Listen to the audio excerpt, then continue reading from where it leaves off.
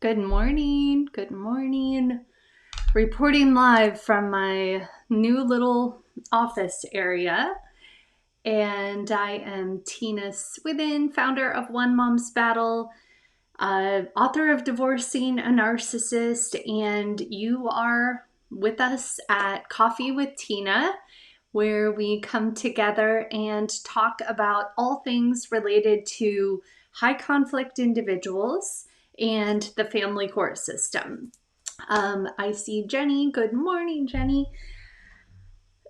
A lot of what we do here is share our collective wisdom. I am not an attorney. I cannot give legal advice, nor can anyone else here. But collectively, we have so much experience, whether it's divorcing a narcissist, a borderline, antisocial. Good morning, Kim. And it's a fantastic opportunity. I know there are so many available resources out there now for this type of battle, but when you're in the thick of it, when you are in the trenches and getting just slammed with attorney fees, I know that a lot of those resources are not financially doable for everyone. So it's important to me every week for us to come together and support each other and talk through all of this stuff. If you ever want to submit a question for us to address here, make sure you're following the OMB Instagram page. Good morning, Christine. Good morning, Heather, Anastasia, John. Because that's where we will post a call for, submit your questions. We usually book them out about a month in advance. Good morning, Randy. And that's the place to do it. So thanks for being here this morning. I have a couple of things I want to plug. If you missed I did an Instagram live last night with Judge Anthony. He is a wealth of information. And I made a joke during our Instagram live that it's the first time I've ever talked to a judge that I did not need to consult with my attorney or my therapist first. He's fantastic. And so if you go over to the One Mom's Battle Instagram page, you can actually watch our Q&A last night.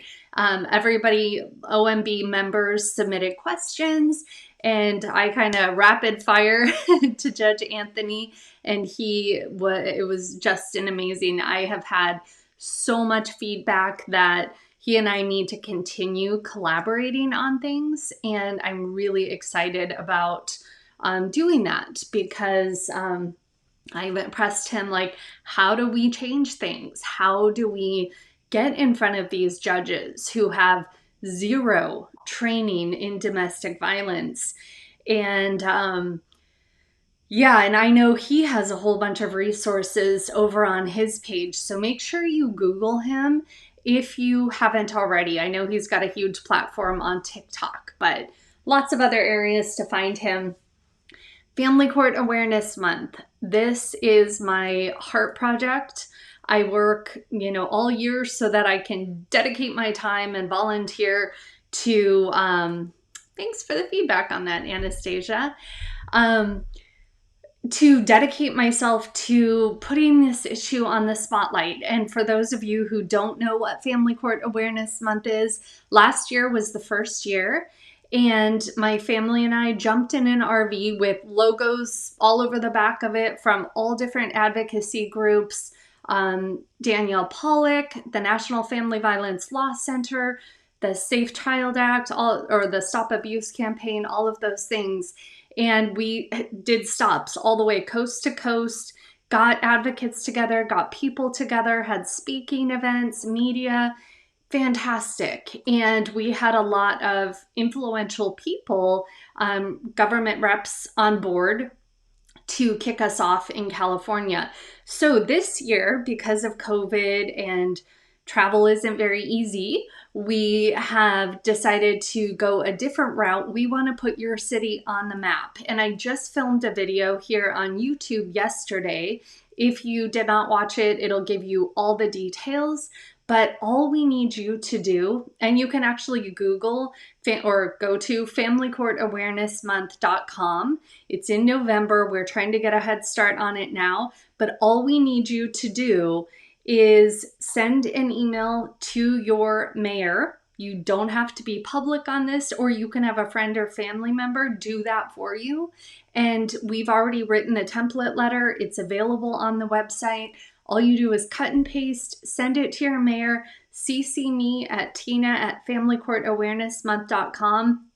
I will take it the rest of the way and get a proclamation from your city declaring Family Court Awareness Month for the month of November. We have some really big cities on board: San Antonio, Texas, Charlotte, North Carolina.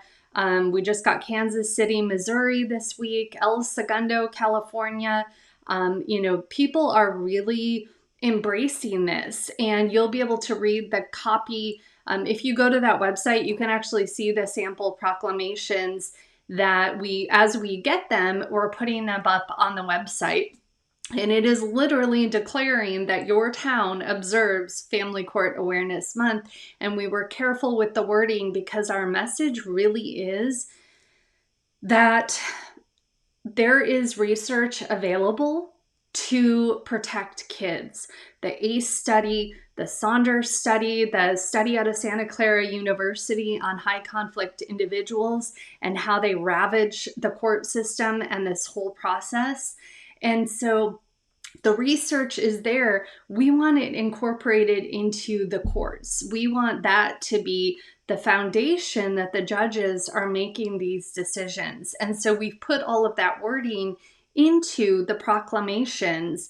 It's really powerful. If you haven't jumped on board yet, I beg you, please do. This is how change happens. It starts with awareness, but we need all of you. I was up at 2 a.m. responding to emails last night because it's so exciting to me to see all of these cities embracing this and super supportive of what we're doing.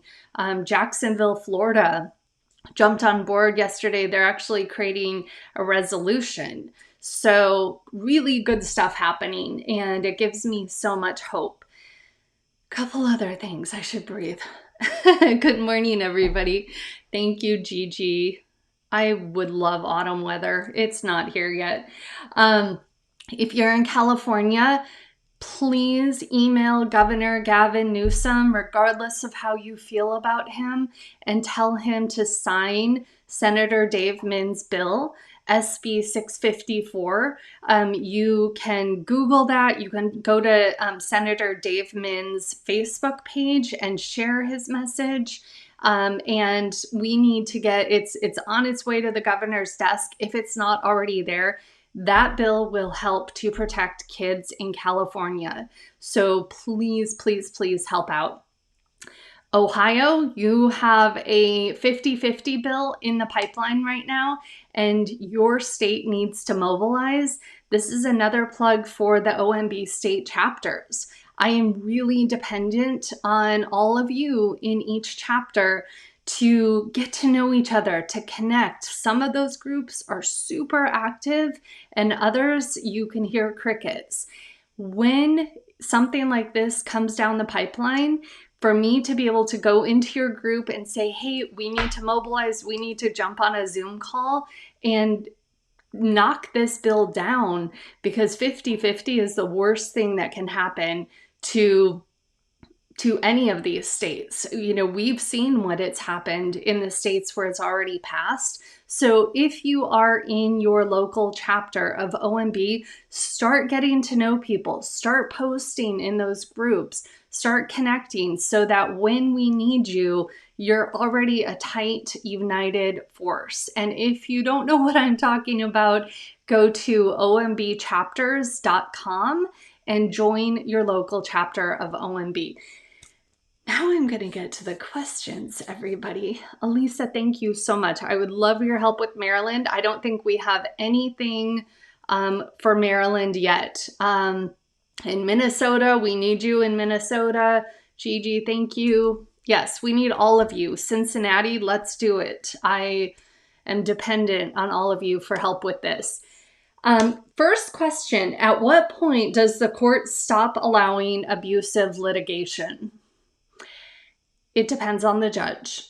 And for the most part, they don't think that much into it. These are business transactions to them.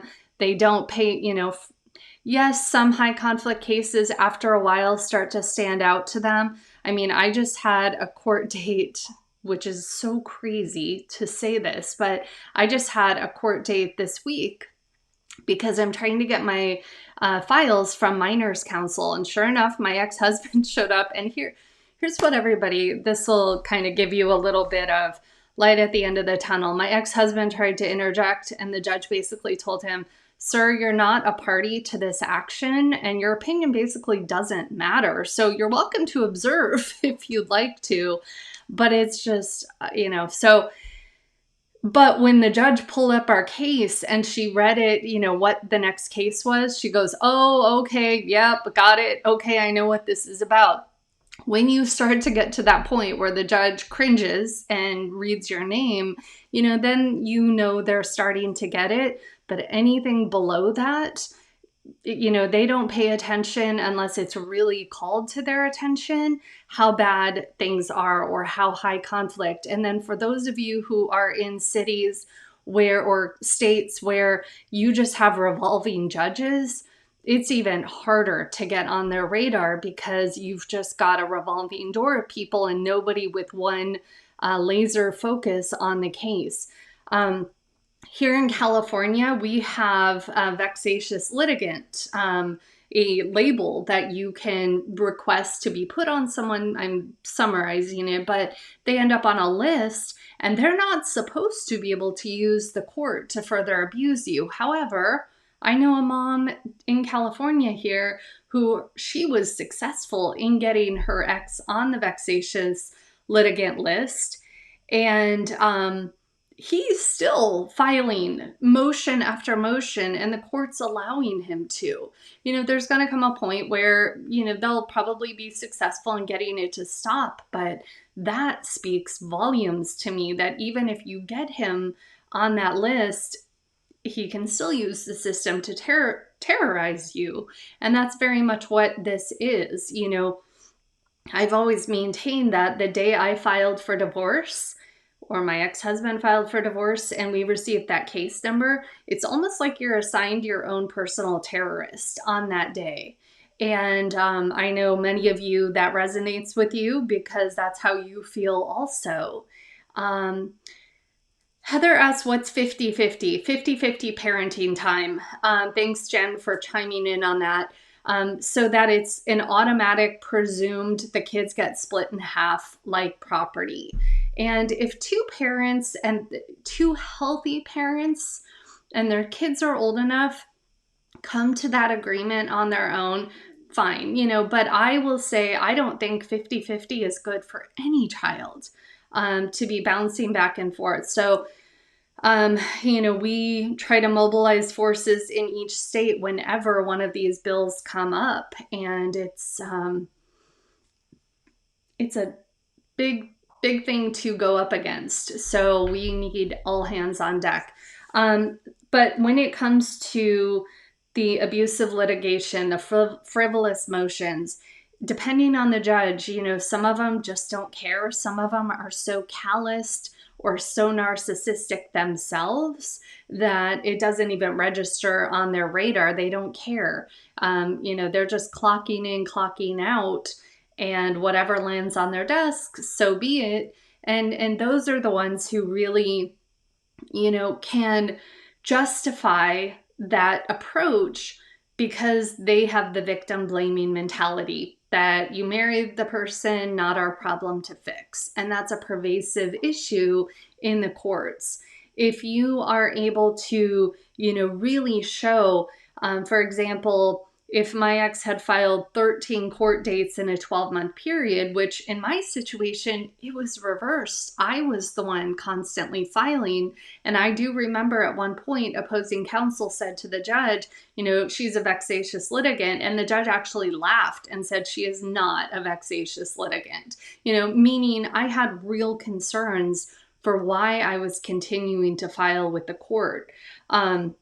And I was in pro se, so I didn't have an attorney telling me, no, that's not important enough to put in front of we need to wait. That kind of frustrates me for people when I hear that their attorney continues to shut them down, because what I see is that if the court doesn't know what's going on, they can't do anything about it. And choosing your battles wisely, that's critical. You don't want to be running in there at every turn. But for me, there were significant issues. But really putting it on the radar for the court and verbalizing that, this person has filed 13 different motions in 12 months. Each one of them has been denied by the court. We want sanctions in place if this continues, or, if you do have vexatious litigant laws in your state, look into that. Talk to your attorney about these things, because there's no rule book. So much of us are dependent on our attorneys to guide us. And if you don't know the right questions to ask, you're just at their mercy. And most of the time, you're just a case number to them as well. So yes. Hello from Canada. Good morning. Number 2 question, how should I prepare for mediation? So I want to be sensitive. There are, everybody is on a different scale when it comes to this. There are some who have, endured such horrific abuse and are in such a state of trauma that, you physically, you may not even be capable of walking through those doors and sitting in a room with this person. And so in those cases, you may want to look into the domestic violence precautions or, rules surrounding mediation. I know that a lot of states have safeguards in place, so you can ask for separate rooms. Sometimes if you have a mediator who is really insensitive, maybe very pro-father or biased against moms. And I say moms because the majority of the people who join us are moms, so no offense, but, and they will, it will almost backfire on you to do that because there's this bias and they don't get it. They're not trained in DV, or they're so incredibly one-sided that, there's not a lot you can do. The first thing I would want to know is your state or your county recommending mediation? Because if the mediator is going to hear both sides and then go and make a recommendation to the court, then the stakes are obviously much higher. But if it's a private mediation, which is usually what I see happen, what happens there stays there. So it's a formality. It's a box that you have to check off. But you're punching your clock and in and out and just going through the motions to be done with it, because rarely do I see anything. It is the rare unicorn of the court to be able to settle with a narcissist in mediation, unless you're willing to give them everything. And even that won't be enough, as we know. What I see happen is, mom's willing to give up all of the financials, the property, the retirement accounts, all of that stuff, and let them win so that she can secure the kids. But then what happens is, and depending on the state, the very next day or the next week or month, they could come back and file for 50-50 custody. So now you've given up all of the financial resources. You don't have enough to hire an attorney now, and you're probably going to end up in a 50-50 split. So really educate yourself on what is happening in your area. And again, there's so many wonderful comments going on in the sidebar. Read those. So many people have, I can't off the top of my head, remember every single point in detail, and I don't have experience in every single thing, and I'll never claim to be an expert. So make sure that, and I just saw Lisa said, Tina's class on mediation is so helpful. We have an online course from start to finish on mediation. If you really need a detailed approach and game plan to go into that, just go to the One Mom's Battle website and then select online courses. And you can use OMB Thank You to save 20% on that. So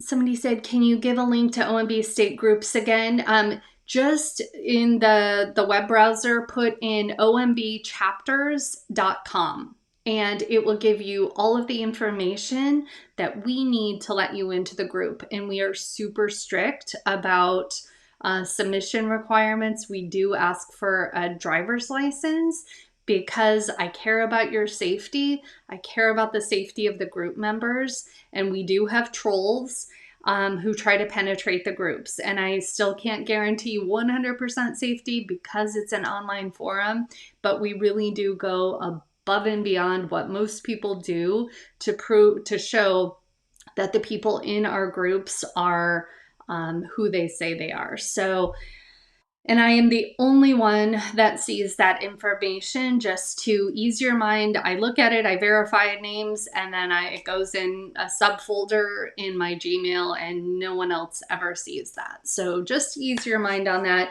And then the third question, somebody says, I want to be a coach. I don't believe the system is fair. One of the things that I will caution you on, I've talked to a couple of psychologists that I really look up to on this. So many people that are out there go through something tragic and then they automatically label themselves as a coach because there's no regulation on the coaching industry. Some of them are not in a place yet in their own healing to be able to hold space for other people. So I would caution you, if you want to go that direction, make sure you are far enough along in your own healing and then find a reputable coach training program, whether it's mine or another one, depending on there's a lot of narcissistic abuse coaches. I will say, even with the 10 years of experience that I have, I would never call myself that. I don't believe I'm qualified to label myself. I believe that really falls under the mental health profession. It's my personal opinion. It concerns me. So make sure if you are going to look for a coach that they are properly trained. They have solid training behind them. But if you want to go in that direction, just make sure that you truly have done the work to heal and to be in a good place. I didn't start coaching people full time or as a business per se until my court case was behind me. Could I have done it while the court case was still going on? Yes, in a part-time capacity, during the height of things. But it's one of the things I like to, when people go through my program, for those of you who don't know what I'm talking about, I run the High Conflict Divorce Coach Certification Program. And we meet once a week on Zoom. I get to know people through our online forum. One of the things I check, because not everybody who goes through my program ends up in my coach referral database, I like to keep an eye on things and make sure I feel they're far enough in their own healing to truly show up for someone else.